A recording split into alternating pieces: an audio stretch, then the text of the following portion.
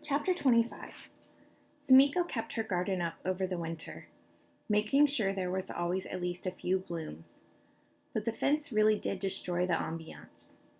One late January day, when Sumiko and Tak Tak were playing Hanafuda off camp behind some brush near some fields, Frank showed up. She hadn't seen him for a while, and she immediately had two thoughts. One, she was glad to see him. Two, she was mad because he was Indian and the Indians had put up a fence. Even though it was cool out, Tak Tak immediately cried out, "We forgot to bring you ice!" Frank smiled and sat down to look over the Hanafuda cards. "You like cards a lot." "Yes, I like marbles too, but I'm not very good at it. And once I went fishing with my cousins. I like that too. I caught one fish." Sumiko noticed that Frank often glanced at her even when talking to Tak Tak. She pretended to ignore Frank and concentrate on her cards. Then he stopped glancing at her and started ignoring her. So she said, "I don't like the fence the Indians put up." She braced for an argument. "I don't like it either," he said. And there went her argument. She tried again. "Nobody has ever tried to escape." Frank changed the subject. "Did you ask your cousin about meeting my brother?" Tak Tak asked. "Bull or Ichiro?" "Bull," said Sumiko. "No." "How come?" "I don't know. It didn't come up." Frank didn't reply. He suddenly looked bored with the subject, or maybe he was bored with Sumiko. Then he asked with irritation, "Why didn't it come up?" "'Cause." "Do you have electricity?" Tak Tak blurted. "No," said Frank. "No running water, either." He pretended to reach behind Tak Tak's head and pull out a piece of gum. "That's mine," said Tak Tak. Frank handed the gum to Tak Tak, but looked at Sumiko the whole time. "I had a dream about you last night. I hardly ever remember my dreams." "What was it?" "You were introducing your cousin to my brother. Mojave value our dreams. Sometimes, when my grandfather had an important dream, he used to say, 'I see brightly.' That's how I know you're going to ask your cousin." "Maybe. I had a dream about you. I dreamed we were floating down the river in a raft. I dreamed that twice." She was surprised at how interested he seemed. "What else did you see?" "There were waves, like in the ocean." He nodded seriously. "What do you think it means?" she asked. "How would I know?" He squinted at her. "What's that on your lips?" "It's lipstick. I borrowed from my friend Sachi." "Is that the one who ran off the first time I saw you?" "Yes," Sumiko laughed. "She was scared of you." "She seems a little scary herself. But why are you wearing lipstick?" "That's what I asked her," Tak Tak chimed in. She answered, "Because it's red." "Your lips are already red," Frank said. "But they're a different shade of red," she said. "Obviously." "Right, but never mind." He shook his head as if to rid himself of the illogical thoughts she was trying to put into his brain. Tak Tak said, "She was even wearing lipstick when she was working in her garden." Frank smiled at him. "That's strange, huh?" "Yes."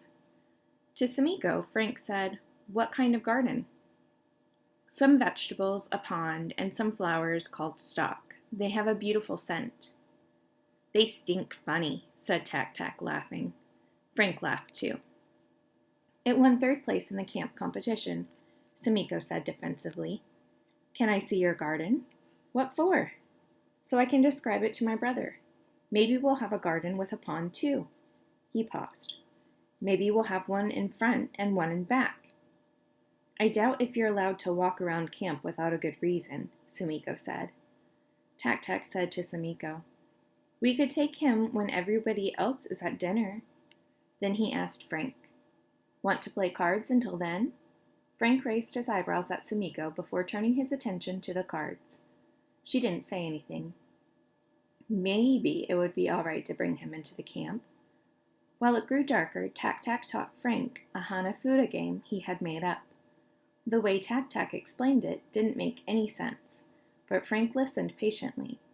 They both ignored Sumiko. When the dinner gong sounded, Tack-Tack said, "Come on." Sumiko didn't argue. They slipped into camp, sticking to the shadows as Tack-Tack showed Frank some of the gardens. The rock gardens, the pond gardens, the gardens with carved Buddhas, vases, and warriors, the vegetable gardens, the waterfall gardens, and finally, Sumiko and Mr. Moto's garden. It stretched halfway across the length of the barracks.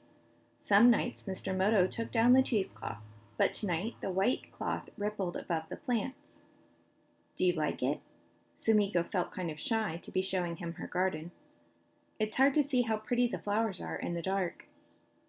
"I can see," he said. "It looks like you." Sumiko suddenly felt pleasure from that remark, like a tingling warmth through her whole body.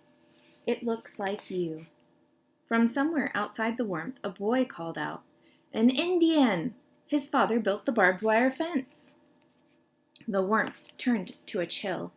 Sumiko saw a swarm of boys running toward Frank, the dust swirling around their pounding feet as if they were creating smoke as they ran. Frank's own feet also raised dust as he scrambled to the fence. Sumiko shouted, "No!" But her voice got lost in the cries of the boys. She saw Frank's shirt rip as he struggled through a break in the barbed wire. Some boys had already cut a hole in the fence. She screamed, "No!" again as loudly as she could, but the boys didn't seem to hear her. It was like yelling to a wave in the ocean.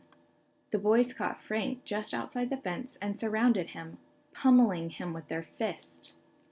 Sumiko found herself running before she was even fully aware that she was running. The fence dug into her arms as she pushed through to reach Frank. She felt the shock of wire ripping into her skin. The boys and Frank were like a big tumbleweed rolling over the desert. Sumiko screamed at them. "It wasn't his father! His father is dead!"